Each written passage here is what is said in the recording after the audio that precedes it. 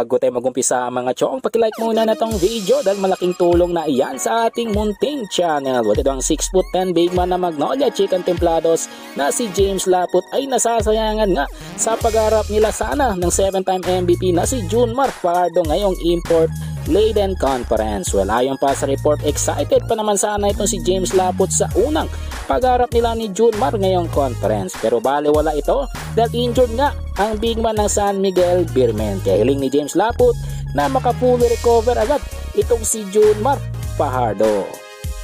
Sa ibang balita, punta naman tayo sa 7-time MVP ng San Miguel Beermen. Walang iba kundi si Junmar Fajardo na nagpapagaling sa kanyang hand injury. Pero kahit injured itong si Junmar ay ini-enjoy naman neto ang kanyang sarili sa pamamagitan ng paglalaro ng Dota. Well, ayon pa sa report, inamin ni Junmar na kailangan niya magpahinga ng 4 hanggang 6 na linggo para maka-fully recover. Pero kahit ganon ay naglalaro siya ng kakaunting Dota gamit ang kanyang kanang kamay. Dagdag pa sa report, hindi na makapaghintay itong si Junmar na makabalik sa San Miguel Beermen. Well, panguli sa ating balita mga chong, patungkol naman kay Coach Yeng Yao na napagiti sa naging panalo ng ROS kontra NLEX Sword Warriors noong Biyernes. Well, ayon pa sa import ng Raynor Shine na si Demetrius Treadwell, first time niyang nakita si Coach Yeng Yao na ngumiti dahil hindi nga ito ngumingiti. Dagdag pa ng import, napaka-honest ni Coach Yeng pagdating sa assessment patungkol sa kanya ever since nag-practice siya kasama ang ROS, at patuloy niya itong ginagawa